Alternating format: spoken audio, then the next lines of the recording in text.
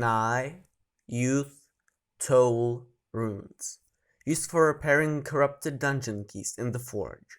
In this video, I'm going to tell you everything you need to know about them, and we're starting right now. Subscribe and turn on the bell notifications to see videos like this as they are uploaded. Okay, so before I start explaining everything, the best way of getting these runes is just buying them on the trade market. Only depends if you have the emeralds.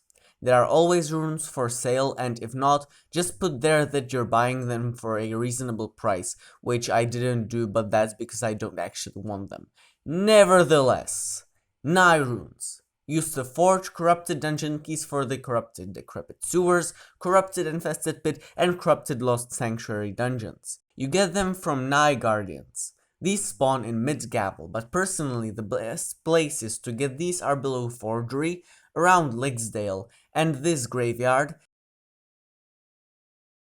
and around this farm in Canyon of the Lost, outside Thanos, below the Batistu Air Temple. Also, fun fact, I made these scarecrows, aren't they cute? Any no in the comments will be replied to with an angry emoji.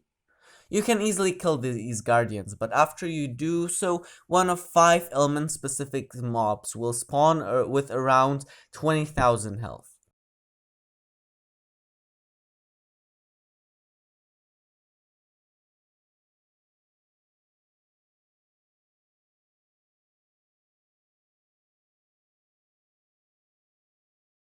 NII Slayer with thunder damage and defense, NII Prime with earth damage and defense, NII Monk, water, NII Hawker, air, and NII Warlock being the only one with more than one element with water and fire defense, though only fire damage.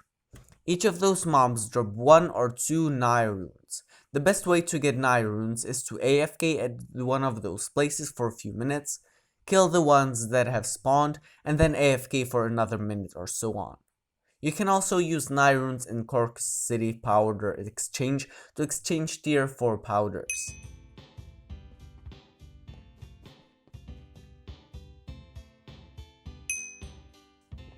Also, if you want to buy them on trade market, my advice is don't go over 600 emeralds for one. Youth runes. Now these are a bit tricky.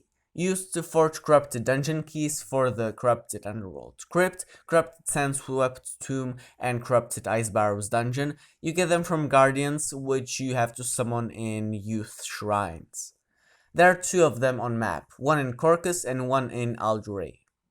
It's better to use the Corcus one because for the Alduray one you need to have Alduray's Secret Part 1 completed, a level 70 something quest, and either way you will have to go to Corcus, because to summon a youth guardian you are going to need a golden avia feather. That you can either buy on the trade market for the usual price of around 1.5k emeralds, or you can get it by killing a golden avia, which spawns all over Corcus. My advice is to do several loot runs, all the quests, potentially even mini quests, and if you're high enough level in gathering, gather on Corcus. While doing that, you will come across several of golden avia birds. They spawn 20 blocks in the air, but they have very low health, so if you manage to hit it once, it will die.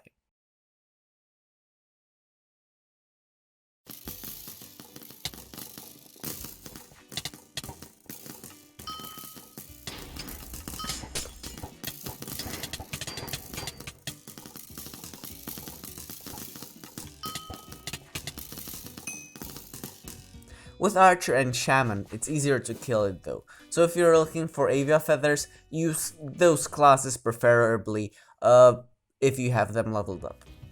Then you put the feather in the shrine and fight a very strong enemy for the level of the dungeon, though with a good build you can do it.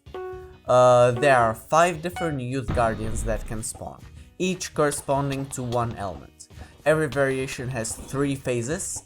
In the first 2, you should just survive and kill as many enemies as you can so that the 3rd phase will be easier for you.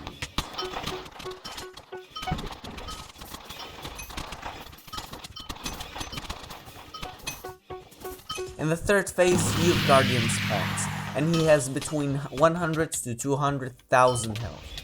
Each has an elemental damage and defense. Inferna has the most health.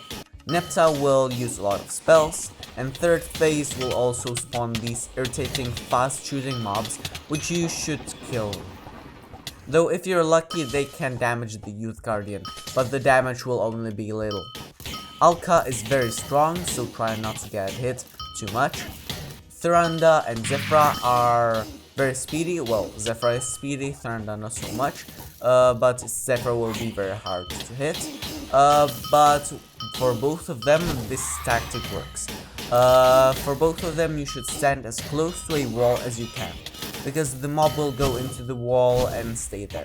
From there, you can easily kill it because they don't do much damage and they won't move. It really helps to get the Guardian out of the arena once the border is opened, to get rid of all the remaining mobs. Once Guardian is dead, it will drop between 2 and 5 youth runes, though I have never seen it drop less than 3 runes. In 20 Youth Guardian kills, I got 80 runes.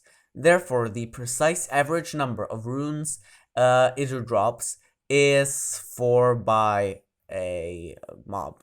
Although I did have loot bonus on with the morph set, so it's probably less without it, though I'm not sure. You can also use youth runes in Cork City's powder exchange to exchange tier 5 powders. Also, if you want to buy them on trade market, buy them from anywhere between 500 and 900 per piece. Don't go over 900. But that's just my estimate.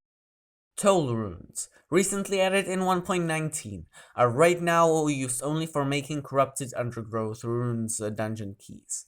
Though they are speculated to be used in other future dungeons. You need to complete 2 level 100 quests to access it, so unless you're level 100 you should either buy them off the trade market or ask someone level 100 plus to make them for you. You need to complete a Journey Beyond to enter the Silent Expanse, which I've by the way made a movie about. Check that out! And the Olmec Rune, which unlocks you the shrine. The shrine will allow you to transform 2 youth or 4 NII runes into 1 TOL rune.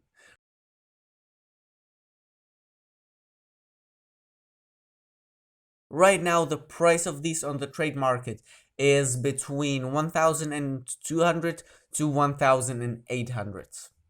There are also these Az and Ek runes in the texture pack, though they have no actual use in game at the moment. Now that you know all about the runes, tell me what you want me to do a video about next, and see you in the next video. I'm actually preparing another movie, and will be about the Twains. Hopefully you'll enjoy it.